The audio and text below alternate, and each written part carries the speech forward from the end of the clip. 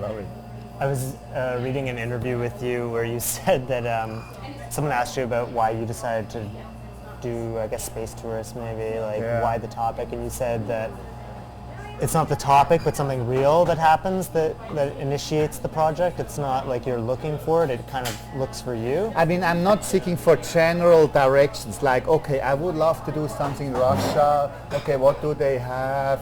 Oh, they have this and this alcoholism. No, maybe the rock. No, I'm not going like that. So I was reading a small article in a paper. It's almost always like that. So then it happens like an epiphany. I mean, I'm immediately, like within 1-2 hours, I know, and I'm even getting nervous because I know this is the next 4 years of my life.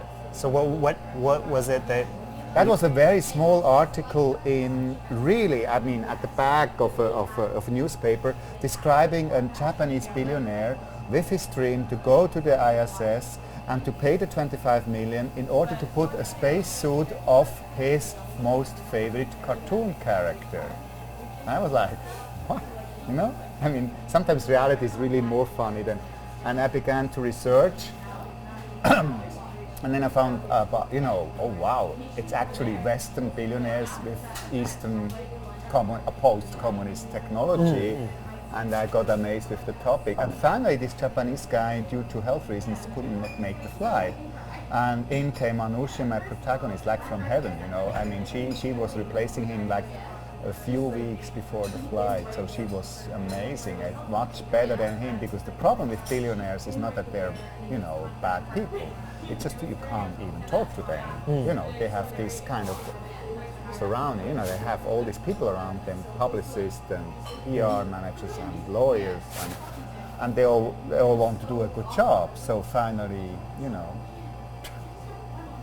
I could never really speak to this Japanese billionaire, and that's not okay for a documentary. And the other thing was, of course, would a billionaire ever submit to be the subject in an independent movie? Because I consider myself an artist, an independent filmmaker, and they could easily pay 1 million for my film. That makes it a bad situation, And Anusha was so kind, finally, because I paid for her hotel in Sundance. My agents were like, what, are you kidding? But I said, well, no, she's my protagonist, I want to pay for her hotel. She did an amazing job.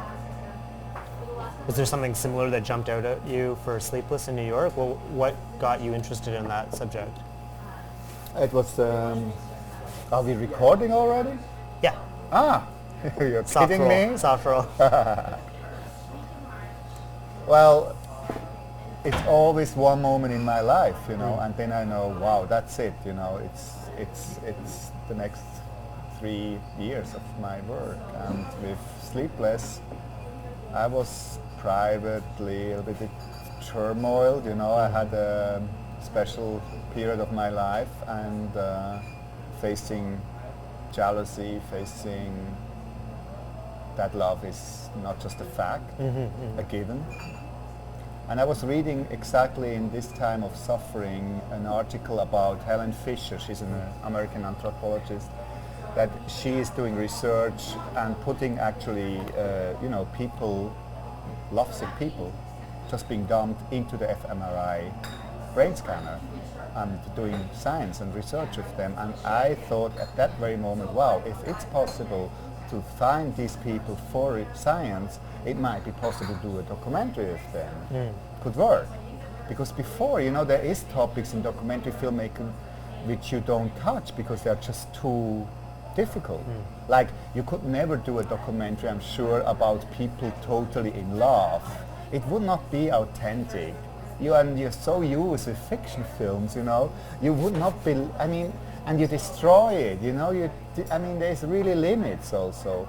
But I thought, while reading this Helen Fisher thing, it might work. That could work. So that was the initial. And what was the process of determining the people you would cover? How did you get them into the project? Well, with the casting, it was a long process because New York is not waiting for Christian Frei to do a film, So I had two real casting agents, real people casting agents, and they were doing a great job, and you know, like posting flyers in gyms, posting flyers where students hang around, and using even more, of course, social media. I mean, these are people with 20,000 Facebook friends, and they're following them, so they can easily reach out to a lot of people. But it was still not so easy, but we had a good thing on our side. That was a special website called Love Alone in New York, and on this website all these people interested in the movie, in participating, could get their own page, personal page, and write about their experience, their feelings, a logbook of feelings. How is it for them? Everything, you know, they could drop it with a smartphone, with a computer, just a diary of separation. And that's the best thing you can do when you are being dumped. You write. And they also knew, you know, somebody is reading it, because me and my assistant, whenever somebody dropped an entry on their personal page, we got an email and we read it. Also due to security reasons, you know, because it's dangerous sometimes. They might flirt with suicide. So it worked, because then we had several dozens of participants, and I learned so much about the dynamics of rejection. And I learned so much about these people's lives and professions and neighbors and friends and obsessions and sex, you name it, you know, it was very personal. And they, on the other hand, had the feeling, okay, at least I'm not alone. I mean, he's never reacting like, oh my God, but he's reading it. I can see it, because sometimes he's asking questions. And the other method was Skype, which is the contrary, and immediately night-long talking with these people, because that's what they also like to do, especially women. They can't sleep, they want somebody to talk. It's 3 o'clock in the morning in New York. Who is there? It's 9 o'clock in Zurich. Me with my coffee, you know, in the office, normally, you know, talking with them, nipping on my coffee and just listening. So very different methods, never on-camera interviews. You can't do a film about lonely people by going there with a crew, because then they are not lonely anymore. We are talking about the documentary, not about fiction.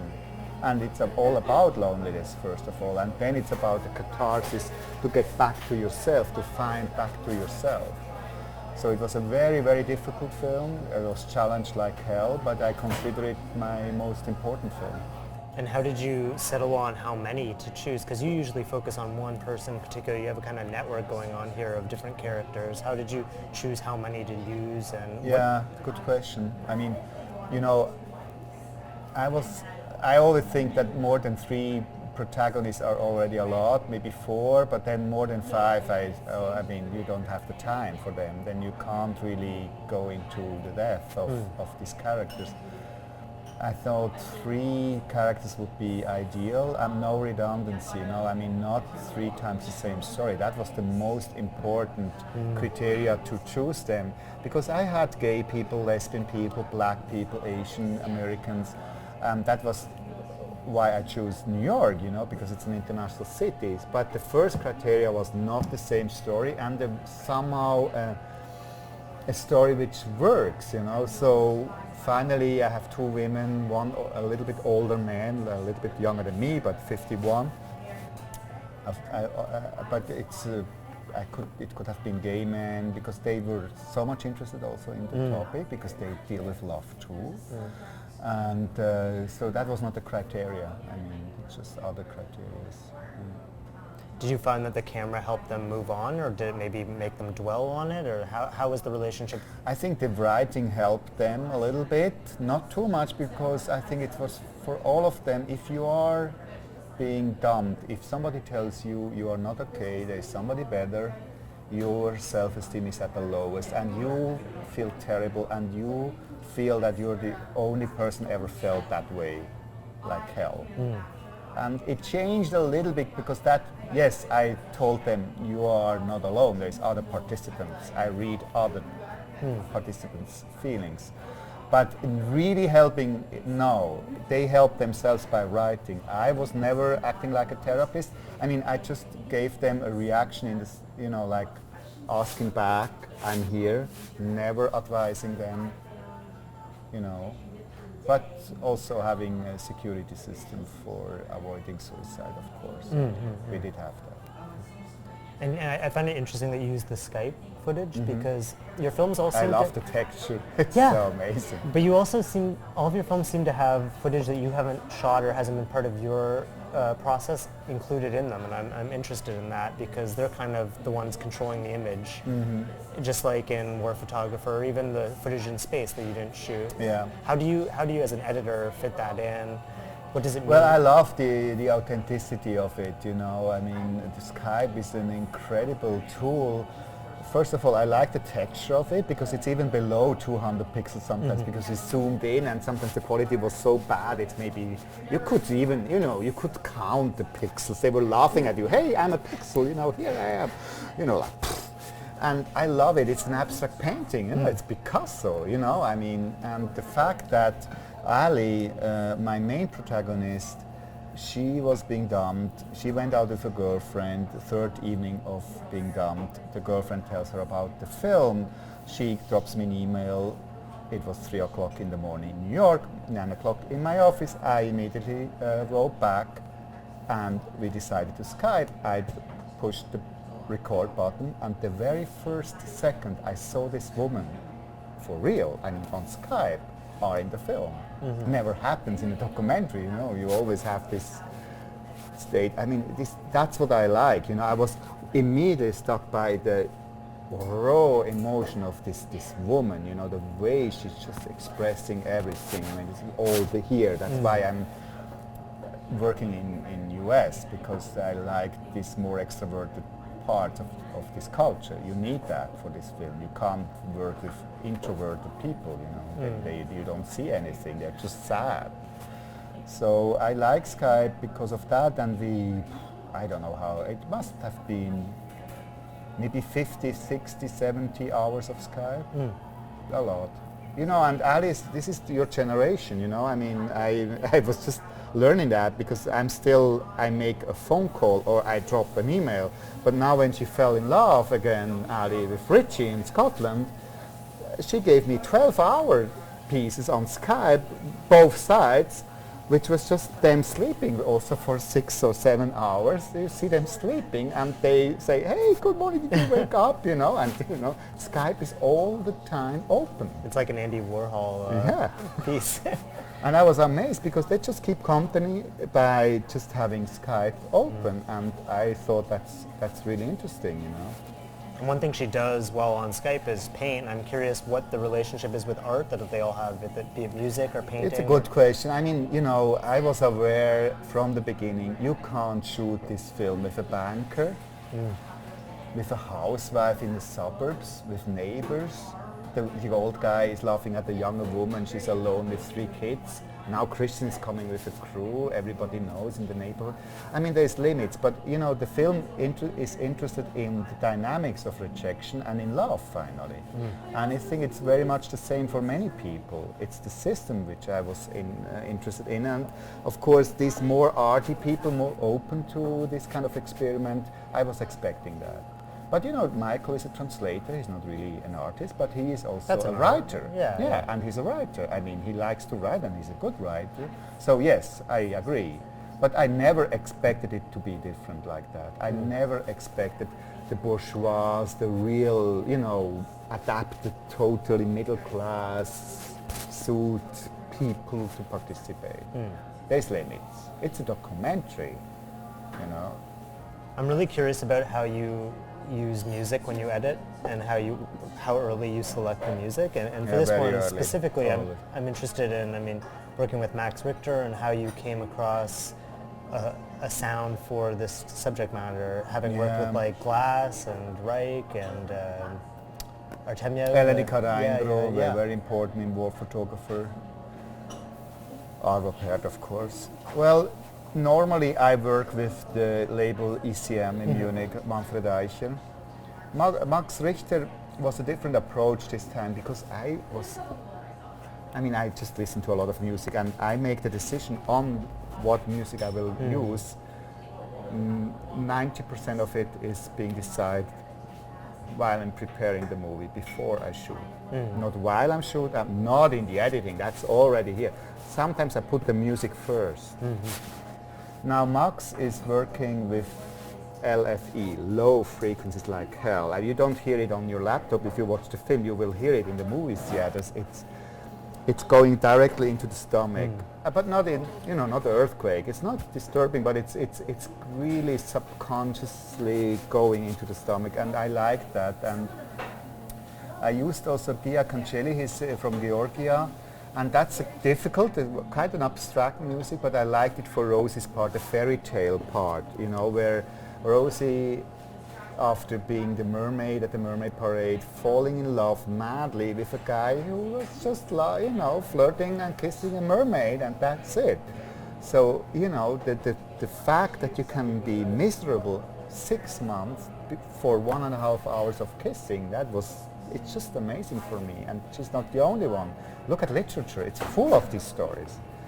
Now, the irrationality of this, I wanted to also get some help with the music, and this Gia, that's a beautiful music with very beautifully played, so I liked it for that part. So yeah, the music is important, and it's always put underneath the editing and not over. It's not the cream you put on the cake. That's at least not my method. It's the essence beyond, below, in it. It must be woven in it. I don't know if I expressed myself clearly. It must be, because if it's already there in the editing room, of course all the cuts already are somehow linked with the music, and if it's just being put like a cream over it, you can feel that. I mean, it's just not my method. And you had the interesting subway setup that you had going on this one. Was it the shooting in the subway? It seems like a lot of your films, especially as of late, have more like technical marvel. Well, they all do kind of like they have shots that are kind of a technical achievement. Yeah, because I mean, my DOP, Peter Indergant, me, we were panicking at the beginning because we had war zones, we had Cuba, we had Afghanistan, outer space, and now bedrooms in Brooklyn. And lonely people. I mean, it's not, we're not talking about Manhattan, we're talking about Williamsburg or whatever. I mean, but lonely people. And how to make this visually stunning, how to make this film an experience, a bigger than life experience. So we were thinking, okay, what is actually loneliness? How does a lonely person see the other lonely person? And where are they the most lonely? In the subway, because they're touching other people and they're surrounded by people that are totally lonely. On peut être seul parmi les hommes, Saint-Exupéry. And then we were kind of just playing around with Christmas balls, the silver Christmas balls, and flat mirrors. Because we had something in mind, because when you watch me now, this part is sharp and the rest is just an idea of the room. And it's like wide angle. It's not actually, but it's for the brain. It's like, well, you just have this information a little bit, but it's not sharp at all. You just see a very tiny part. So all of a sudden, I had the idea: if we would have a flat mirror, which is just filming 1-to-1. I mean, that would be the mirror of this camera. It would show you, and there's no difference from. You don't see that in the image. Normal picture, and then. If we would combine this flat mirror with a ball, which is of course super wide angle, and we have to see how we do the transformation between flat, and that was actually 6 months of research. That's not so easy. So we would have a picture which is normal and gets more and more wide angled. It's actually different angles in one frame, which nobody has ever done before in film history, as far as I know. That could be cool, because also the fact is that if you film a Christmas ball, the focus must be on the ball to show you, strangely. If it's the mirror is flat, the focus is just the sum of this distance and this, So it's two different laws, which was interesting. So if we combine it, all this wide-angle stuff around the flat mirror will immediately get out of focus, which is good because that's how you see me now, that this is out of focus for you. And I think we try to get close to something like the human gaze. Have people picked up on this? Have they noticed?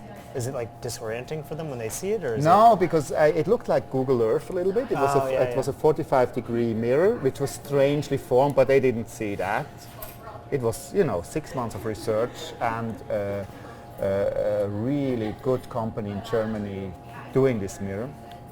And then it was a very small camera, really small, a monopod, a magic arm, because of the New York subway is really, so like a stripper, we had to, get a pole somewhere to attach, and we did it after a while in the midst of the New Yorker people, just laughing and smiling, of course totally illegal, And the monopod, and it was safe for everybody, and we have to say, and it was not possible the other way, all the people in the frame were participants writing the diary of separation. So they had their chance at least to be a few seconds in the film, because we had to go like 70, like very close to them, so you couldn't just... Some of the shots are authentic with people not knowing, but it's just like 2 out of maybe 30 shots. What was the experience like shooting in New York versus all the other far-flung locations you've shot in? When shooting in New York, after Afghanistan, space, China, you name it, Cuba, I was kind of looking forward because it's a free country. It's not anymore. Permits?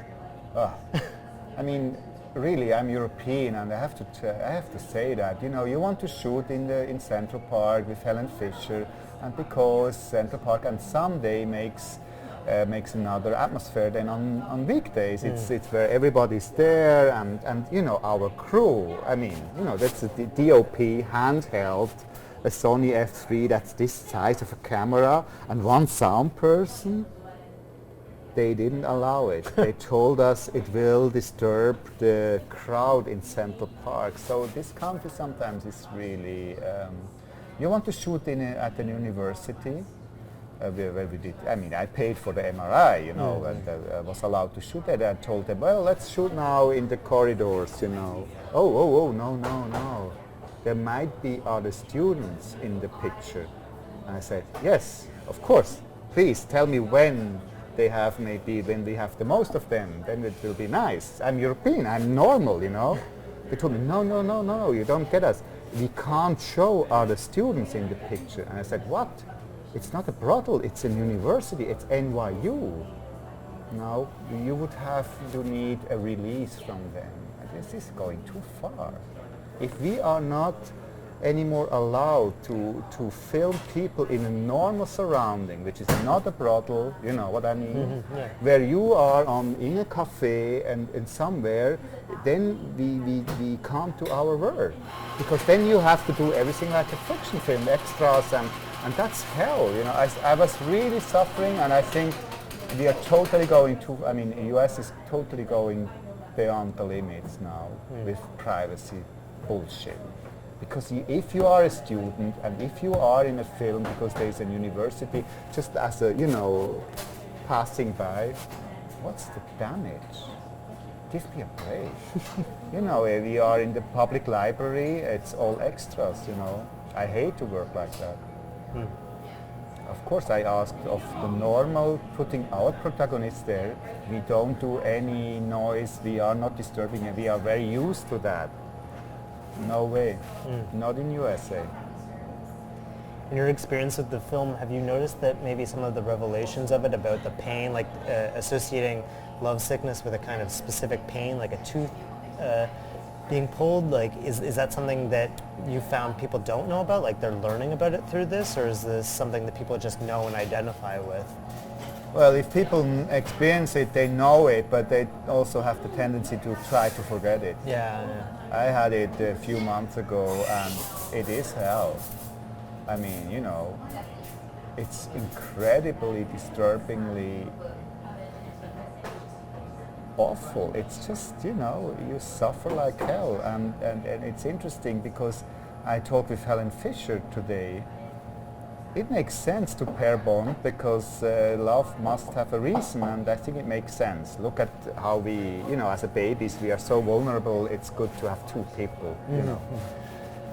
But why did nature invent this strange mechanism that if somebody is dumping you, that you're even more in love, you can't let go, which would be reasonably, and is sometimes still attached for months or even years, and you are going through hell? Why? It makes no sense, because reasonably you would just want to let go. And that would be a good decision for you most of the time. You can't. It's really like heroin. It's an addiction. And why did nature do this mechanism? Helen doesn't know. It's a mystery, because it makes somehow no sense. I mean, look at lovesickness is responsible for a lot of suicides, homicides, stalking, and sickness. It's not a teenager problem. Definitely not. That's somehow strange how society is trying to deal with it, like, oh yeah, you're, you know, it's not funny. But strangely enough, my film is not just sad. I think it's sometimes even funny, because it's trying to find a way to just look at this phenomenon and say, okay, it exists, but there's so much beauty also in it, in terms of, like, it's a chance to change, catharsis. It's really a chance to get very creative. I think human beings, you know, we wouldn't have art without lovesickness. Without love, there would not be any literature, no music, nothing. Best pieces of art have been done, I'm pretty sure, in the state of lovesickness. It's a chance. It's the most also beautiful part of your life. You just don't know it yet. Because you're confronted with yourself. At the moment you get so much energy. Look at my film. They're beginning to draw, to paint, to take workshops in story writing, and they're trying to get back to themselves and to get free themselves for a possible new partner. And that's a beautiful thing. It kind of echoes the sentiment of war photographer, which is to expose yourself to these things that are terrible, but in order to document them, in order to turn them into something else. Yeah, I like this analogy, because I was asked by some journalists, like, okay, after the hard topics like war zones and outer space and Cuba, now this soft topic. It's the soft topic. I even think that romantic love is not soft. Romantic love is just beautiful, but it's also hard, because when you're falling in love and it's just a little bit one-sided, there is love sickness already built in. I mean, so many people experience it. If you are lucky and it's totally, fine both for both, then it works. But if falling in love can be sometimes totally a roller coaster between heaven and hell.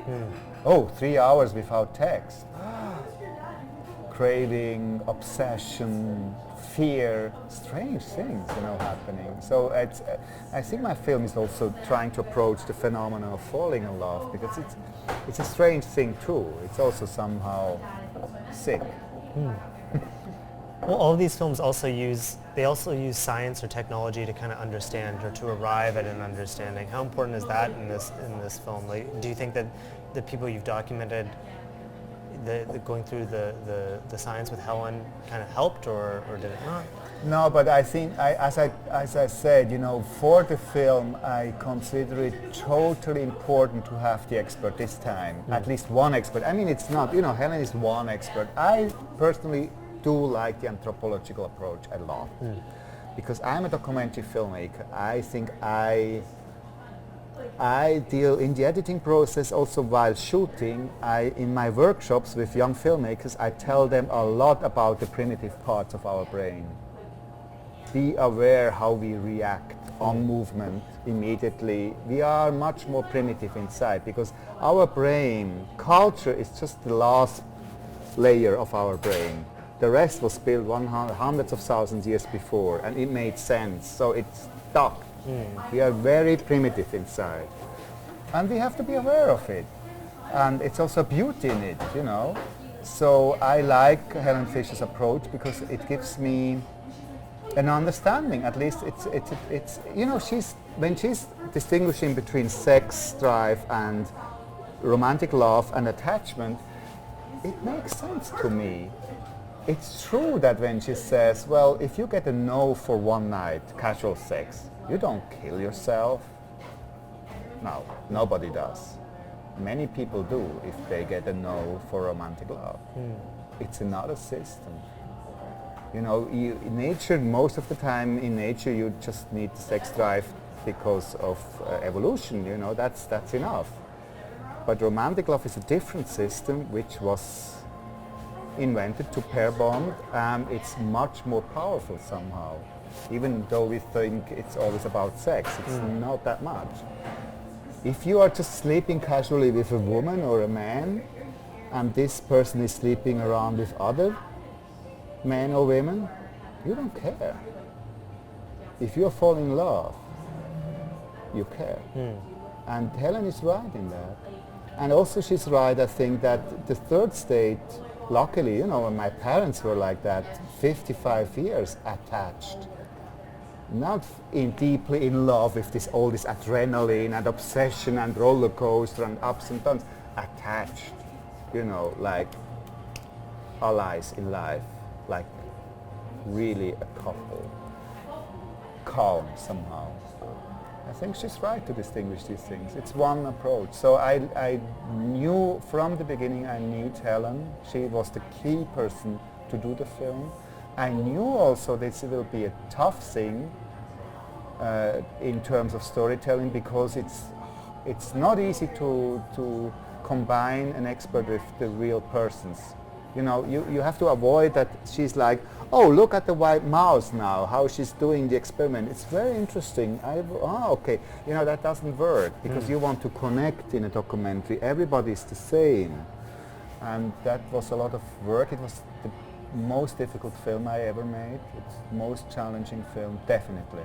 Storytelling. You know, one other rule in storytelling, in drama, if actors in a fiction film hide emotions, then you can feel empathy to them. If they show the emotions, you're trying to distance yourself. As a matter of fact, when you're lovesick, there is a lot of tears. I couldn't hide it in my film, so I had to deal with these raw emotions. It was not easy. I'm aware of all that. But I think finally I found a way. I mean, at least now here in Toronto they're writing, I mean, I got a lot of reviews, really beautiful film, really poetic film, surprisingly not sad. Yes, watch it. It's a film for all those in love, it's for people out of love, it's for people seeking for love, it's for everybody, you know. It's not just like a film about love sickness. I'm interested about the images that are used in the MRI, the images that are recorded, like the sexual stuff that's recorded, because it's something that also comes up in your film, like the recording of images or the kind of the technological mediation of, like even in Afghanistan, just analyzing the art. Like, I'm curious what the importance is of images in this. I like texture. I mean, you know, my DOP, Peter Indergan, he's very different to myself. I mean, I might have a tendency to postcards a little bit. You know, I want it perfect and stuff. And he always adds a little texture, like, you know, so a little tension in it. But I do like texture, even though sometimes I am accused that my film are too beautiful. But I mean, you know, every filmmaker has its style. It's a fact. Look at Sleepless in New York. I like the texture of Skype, which is a few pixels. I love it. It's abstract. I love authenticity. That's why I'm a documentary filmmaker. I love also the fact that, yes, you are a storyteller. You know, this is not about running behind reality and just condense it. That's not documentary filmmaking. It is an interpretation of reality. You're drawing also. You are a storyteller. You tell a story. You know what you want. But then, on the other hand, you're always, all the times, every day of shoot, and even in the editing room, you are being surprised by the beauty of reality, by the fact that actually real persons are adding so much more than actors to something. You know, the dirt of the real, the beautiful dirt of the real, the texture, which I really like. So my films might be operas in terms of sound and stuff, very well composed, but there's also dirt in it. I hope people see that. And what about the images that, is it Ali that she had the recordings? Like some of it, most of it is Skyping with me, and more we get rid of my voice. It's like a mirroring. And sometimes she used this other program. What is it called? You know when you record yourself with the iMac? Oh, iChat. Yeah, whatever. She just recorded with her computer. But she also talks about the sex tapes, or like whatever, like the I guess the postcards, sexual postcards. That's generation porn, you know. I mean, I took this, and she totally agrees now with me. This is about emotions and being so fragile and vulnerable. Of course it's about sex, and it's generation porn. You exchange this stuff, and then all of a sudden it's in the wrong hands. It's very intimate, it's very personal, you're very vulnerable. That's why I took it, because it means so much emotions and yeah, fragility and on the other hand, you know, I think my film is also commenting on the fact that Facebook and all this display generation of yours and also of mine, you know, I have probably as many displays as you have. That's also a phenomenon of our time, that the generations are getting the same. You know, you are different in age, but we use the same iPhones and stuff. You might be just quicker on it, but that's another topic. But the fact is, if you were lovesick in the generation of my mother and my father, you were probably waiting once a day for the postman. Is this letter coming or not? And then you were probably disappointed, but then the rest of the day you were calm. Postman is coming next day, and then you were getting tense again. Today, with you know, with this possibility of being reachable every time, it's a big issue in the dynamics of lovesickness. It makes it worse, totally. And the fact that you can stalk so easily with Facebook, of course. You follow this person. You don't befriend by Facebook. Most of them don't. They stalk by. I mean, you're leaving so many traces behind you now with all these social networks and stuff. That makes it easy for the person being dumb to follow you, and that's not a good idea. They should actually stop. But it's on your fingertips, like porn. You know, it's this generation who has to deal with the fact that you can immediately get access to intimate things. It's just a fact. I'm not, you know, I'm just saying that's how it is. But it doesn't make the topic of lovesickness easier. On the contrary, it makes it much more difficult, I feel, you know. Also the fact of dating, you know, I mean, New York is also a symbol for me of a city where everybody, I mean, so many beautiful women told me there's no man in this city. I was like, what? Yeah, they're all okay, and no, come, give me a break, you know. But I think it's more also a symbol of they're all waiting for something better. There could still be another better person. That's the same, because you have it on the fingertips, always. You can Google, you can... It's not really, because I think the generation before, at a certain time in your life, you were just making your decision, that's it. That's not anymore. I'm not judging. I'm just looking at it. You know. Is that a relationship with capital too? Not just technology and access, but also just like treating like dating as a kind of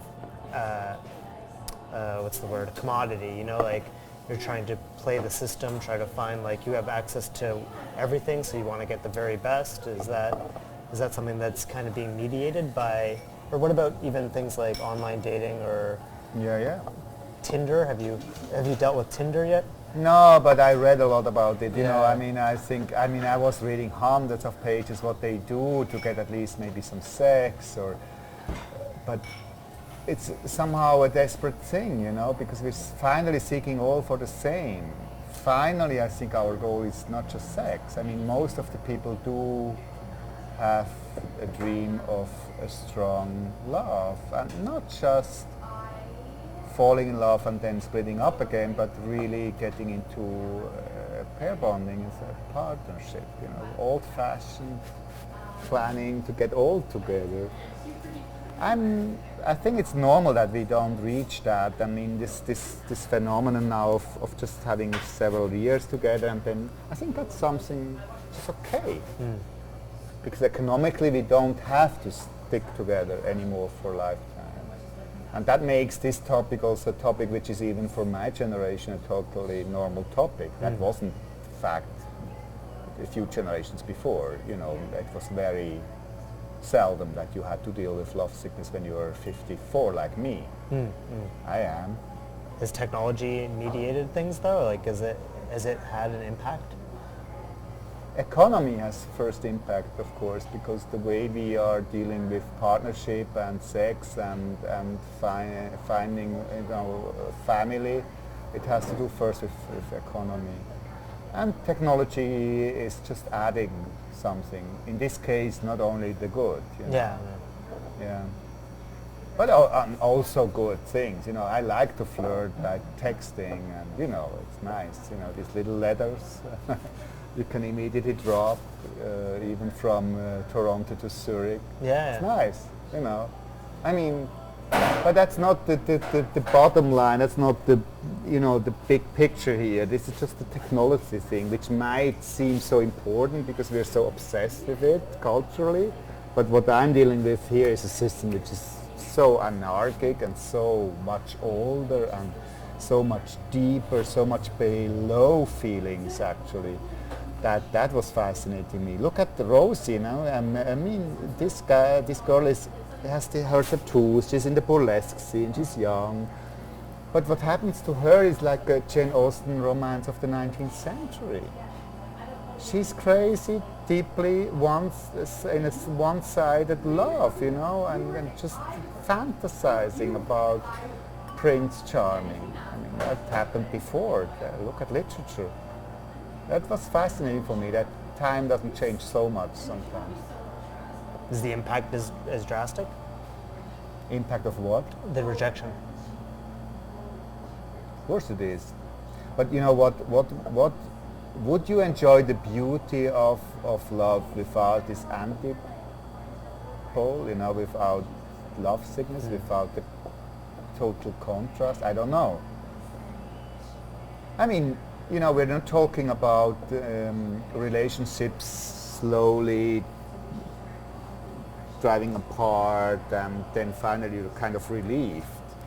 I was trying to deal with people who are deeply in love and who are confronted with the fact that the other person isn't anymore, or in case of Rosie, isn't. That's the same for her. She felt like being dumped. He didn't dump her. He had every right to laugh at a little blue mermaid as being King Neptune, you know, at the mermaid parade. So it has to do with how you define yourself also, I think. If people are self-confident and define their lives also really on themselves, I think that's also easier for a partnership. If they're very symbiotic, then everything crashes. That's bad. I mean, psychology is a factor too. Let's face it, not only anthropology. You are confronted with your weaknesses and with how you know, like the first love is always mother and stuff like that comes in the picture. Thanks, Christian. Sure. Okay. Wow. How long did we talk?